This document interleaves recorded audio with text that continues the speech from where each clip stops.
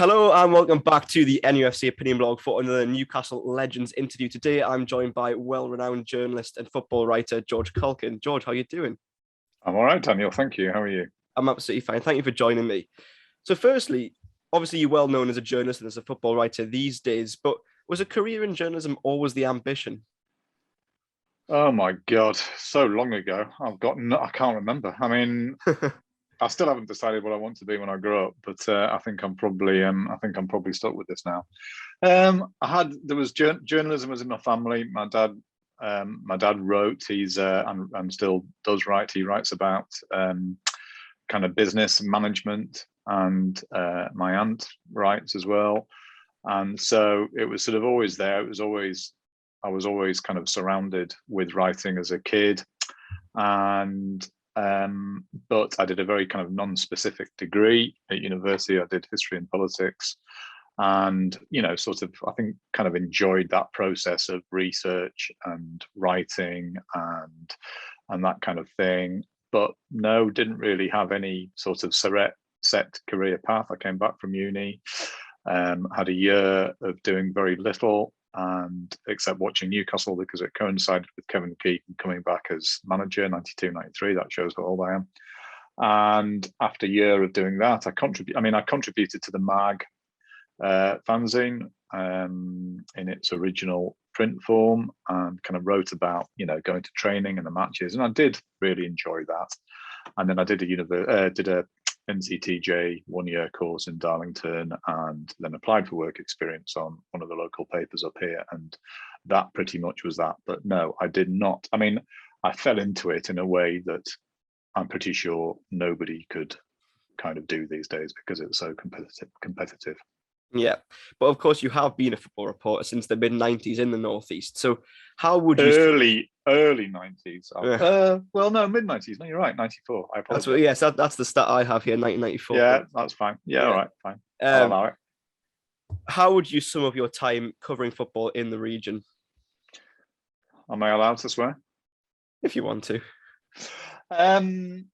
No, I don't need to swear. It's been amazing. I mean, it's getting paid, bigger picture, being paid to write about football, and to do it in the area that I love, about the team and teams that I love, because I started off. I'm a Newcastle fan by birth and brought up, and they're the team that I watch. That they're the sort of.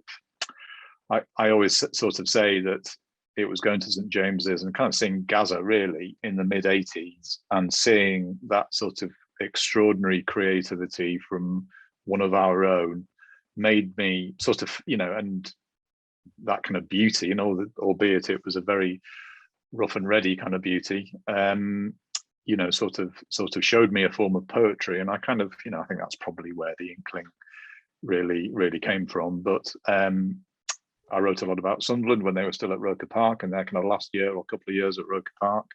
And I fell in love with them in a different way. And the same with Middlesbrough. And really, it's just a part of the world that I want to live in and be around. And it's my home. And I want our clubs to be good and successful, and to represent the people that follow them.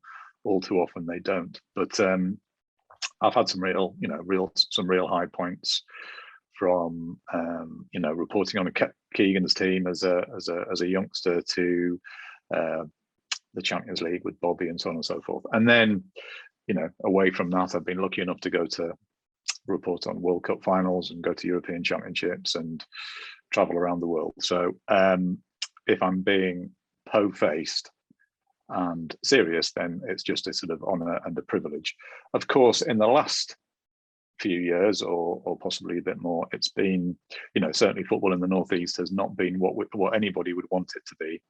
And of course, I feel the frustration and anger that fans do, because, as I say, I don't think our clubs are doing a very good job of sort of representing us collectively.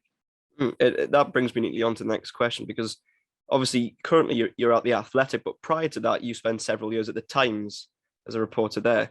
And so how was your time at the 21 years? Yes. And so how was your time at the Times before moving to the Athletic? I loved it. Yeah, I was very lucky. I got Got picked up by the Times. I've been freelance before that for a couple of years, and they asked me to go to London and have an interview and stuff, and that became a job. And I'd never read a copy of the Times in my life before I worked for them. That's not an exaggeration. And they didn't have a Northeast football reporter, so yeah, what a great privilege. I mean, sort of, I think it was the case, and probably still is, that the name of the Times opens doors for you. And my colleagues on the sports desk were kind of brilliant people. I mean, politically, I didn't have much in common with the paper, but albeit, it's kind of it's moved about a fair bit in those terms, but certainly on the sports desk, it was just a brilliant group. Always had frustrations sometimes. There was never enough space, and so on and so forth. But no, it was just a brilliant ride, and very lucky that I got, that I was able to leave at time of my choice to go to a place of my choice. Not very many people get to do that. It was a bit of a risk, I guess, but no, I loved pretty much every moment of it. Brings me neatly on to the next question again. So what was it that made you make the move, or make you decide to go to the Athletic and leave the Times?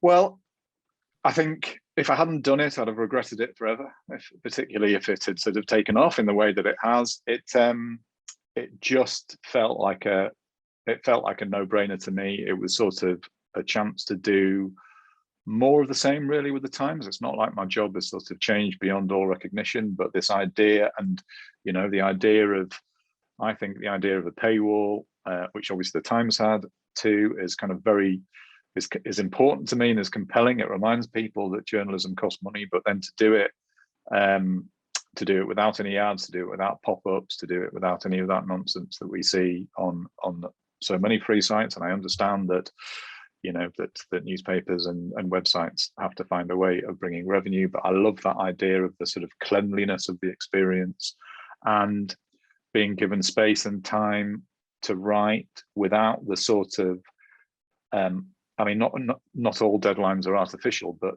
certainly the deadlines around matches are artificial in terms of newspaper journalism. I mean, the more you think about it, the crazier it is. And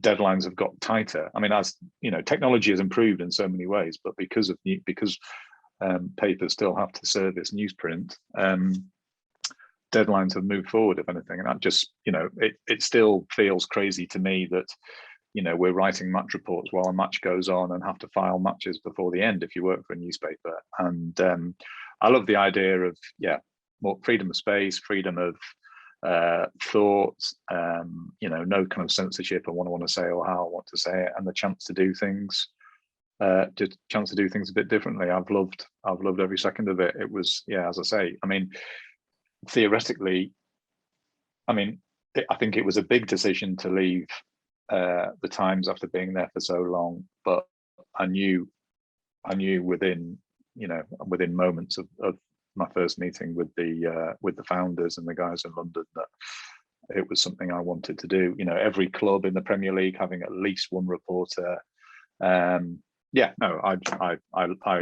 love the idea, and I've loved the practice of it as well. And just to wrap up this section on journalism, what sort of advice would you give to young and upcoming journalists like myself, for example, who are wanting to sort of follow in that footsteps and become a reporter? Yeah, it's very difficult for me to answer that with any sort of degree of, sort of practicality, really, because, and I'm not trying to duck it. It's just that for 25 years more, I've been working from home, and so, I've not really had an interview. I mean, I've kind of been asked to come down and speak to people and things like that, but the decision has kind of always been mine, really. And as I say, right at the start, I fell into it in a way that you just couldn't do now. And so I've been very lucky, is what I'm trying to say. And because I work from home, I'm not around an office. I don't kind of get the feeling of being in an office and what you have to do. Anyway, I mean, my advice would probably be the same as it would have been all through my career, which is that, you know, to me, where you see the value of journalism, it's not, I mean, you know, loving football, for example, if you're talking about being a football writer, or loving, you know, writing is a big part of it. But what separates good writers, I think, from sort of good journalists are the contacts. So my advice would always be get on the phone, get, you know, when we can, get out and meet people, be face to face with people.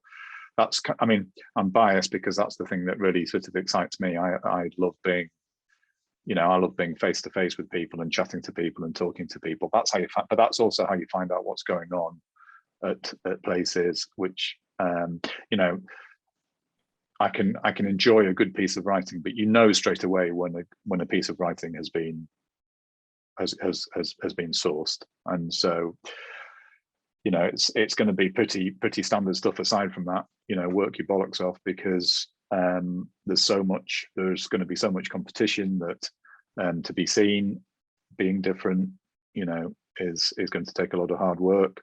But if it's what you want to do, if it's what people want to do, then go for it.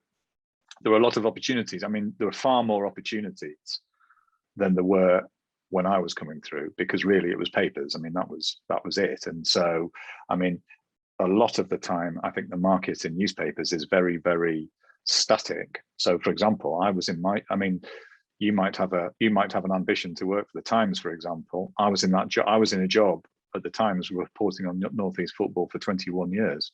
There are people still on other national newspapers who've been there for similar lengths of time than me. So, you know, people have to be realistic. Having said that, every single club, whether it's Premier League, Football League, non-league, have journalist positions.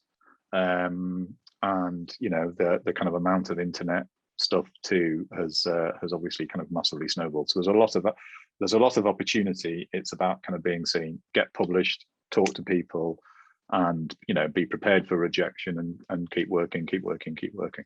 Yeah. Now moving on to football and Newcastle United this season, at least. Do we have to?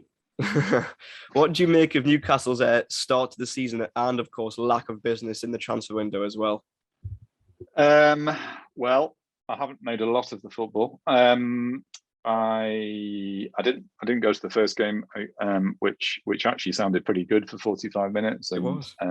Yeah, and well, you know, you're probably more qualified to talk about it than me if you saw it, but you know, it felt like there was a sense of adventure. I think, you know, over the last two years, but also 3 years, 4 years, we know that the standard of football has been awful, because, you know, certainly to start with, it was about sort of staying in the division, consolidating, Benitez making Newcastle hard to beat and competing in that way, and fully understood and supported that tactic, bearing in mind the circumstances.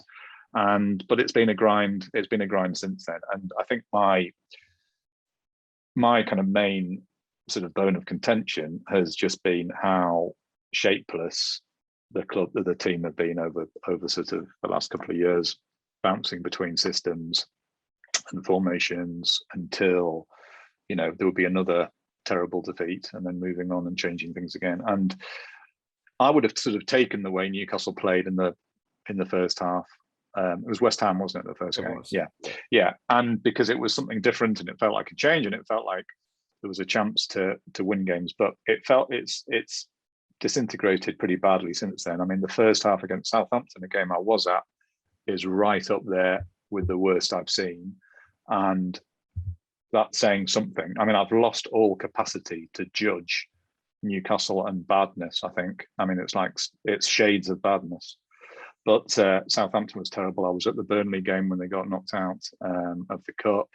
That was very disappointing. And, you know, it feels like the lack of business leaves them weaker than they were at the end of last season. I don't think that's a controversial statement. And bearing in mind that Southampton coincided with the first serious anti-Steve Bruce chants in the crowd, they've missed an opportunity to, I mean, the bigger picture is they've missed an opportunity to strengthen the team and strengthen the squad, which when everybody else is doing that is pretty negligent. And they've missed an opportunity to help their own head coach. when he needs it. And whatever you think about Steve Bruce, you know, it feels to me like we're at the stage where we're building up to something, and it's going to be something pretty ugly, I think. Yeah. And obviously, last season, for a majority of the time, obviously there was the spell where there was only 2 wins in 20. I think the start is something similar to that. And so, do you see Newcastle improving this season at all, or do you think it will be another nervy season that has a spell like that and will end up in fighting relegation once again? Well, we're right into the nervy bit, aren't we? We're right into that. So, you know, we're speaking before Newcastle travel to Man U. I'm feeling very nervous about that. And then the home game against Leeds, which is on a Friday night on telly, it'll be an amazing atmosphere because Leeds will jam out the away end, and I think people will be going to that game, depending on what happens at Old Trafford. People will be going to that game thinking it has the potential to sort of be a toxic atmosphere or a hostile atmosphere. But we'll see. I mean, yeah, as things stand, it doesn't look good. If I take a step back, Newcastle have got players who can win games. I mean, we did see that at the back end of last season. We know that Callum Wilson can score goals. We know that St. Maximin is a difference maker. And so my theory has sort of always been that as long as those two in particular stay fit, that you've got Willock back again now, of course. That Newcastle will have a chance to win games, that they'll pick up enough points to be okay. My concern is that when you begin a season with this kind of momentum, negative momentum, that snowballs and carries on, and then the positive things that I've talked about can sort of quickly be forgotten. So, we've seen under Steve Bruce, they have the capacity to get a result, but you don't want it to be from this position, which has been pretty dreadful so far. Yeah, you mentioned Steve Bruce there. Moving on to him specifically, how long do you think he has left, and do you think he is the right man still? Well, I didn't want him to get the job in the first place. I mean, I had personal reasons for that because I liked him, and my sort of, again, I suppose my bigger picture analysis would be that whoever came in was going to find it very, very difficult in the circumstances that he walked into, with Benitez leaving, with that big exhalation, I suppose I would describe it, with 10,000 season tickets being given away by the club, a lot of people choosing to walk away. It felt like a very negative moment that the people who had been persuaded to invest a bit of hope because of Rafa being there gave up again, and probably plenty more besides. I think it was going to be very difficult. Nothing I've seen in that time has suggested that this is anything other than a period of kind of ticking over. I mean, I do think in different circumstances we would have cause to be grateful to Bruce, and I don't mean that in terms of the football that's been played. I don't mean that in terms of strategy or tactics or anything like that. I think to get through the first season, albeit results often didn't marry up to the performances you were witnessing with your eyes, was important, because we were talking about the takeover and then the pandemic and all that sort of stuff. I mean, I think if the club had been sold at that point, I think we could have said, maybe a lot of people have done it through gritted teeth, but we could have said, thanks for getting us through this period. Here's your payoff, thank you, sort of thing.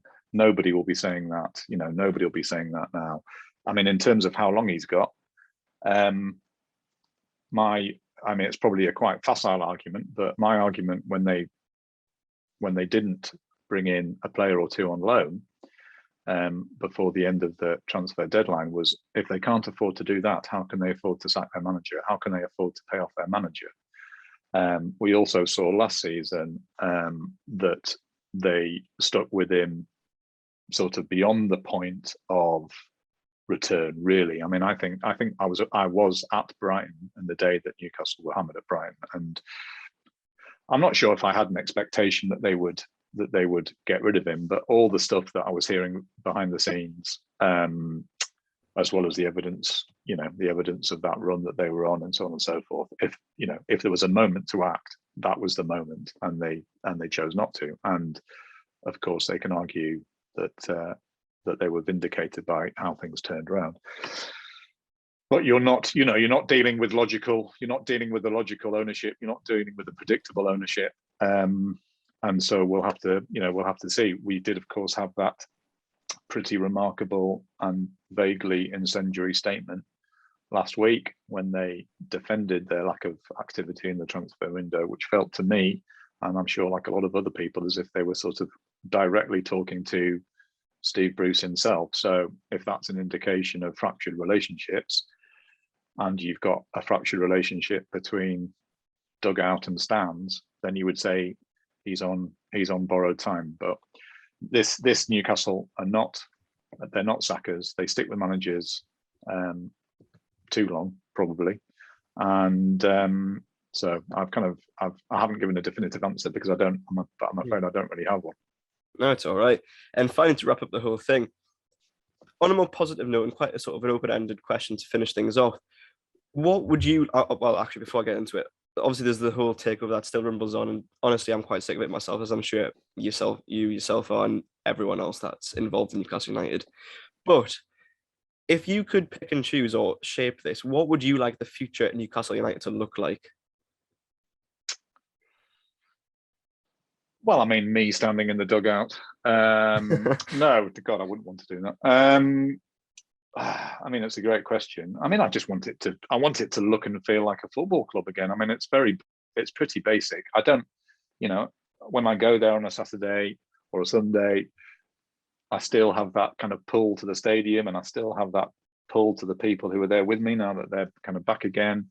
But we know that it's not a club that's trying. I mean, I think that's the thing that offends me and offends a lot of people, that, you can have a plan that doesn't necessarily involve, I mean, so the takeover that didn't happen and is still just about kind of lingering in this sort of slow, horrible death in the background, had the, what was the opportunity to be a transformative takeover? If you just look at the money, if you look at the resources, and not sort of some of the other really kind of horrible and sort of the distasteful stuff about sports washing and things like that, which I don't want to downplay at all. But if you just look at purely at football terms, it had the potential to be a transformative takeover for the club, and arguably for the city too. What I want, if that kind of stuff doesn't happen or can't happen, I want it to be a club that recognizes the value of a club, and the value, what a club is a collection of people. We saw during the pandemic that if you take people out of a club, there's very little there. I mean, I was lucky enough to go to games in an empty stadium, but I didn't want to be there, and nothing held my interest. And I sort of realized how little I gave a shit about what's happening on the pitch and how much I care about people being there and buying into it. Because if there's no people there buying into it, you can sort of argue that it stops existing. So I want a club that recognizes the value of its supporters, that puts that front and center, that gives them something to buy into.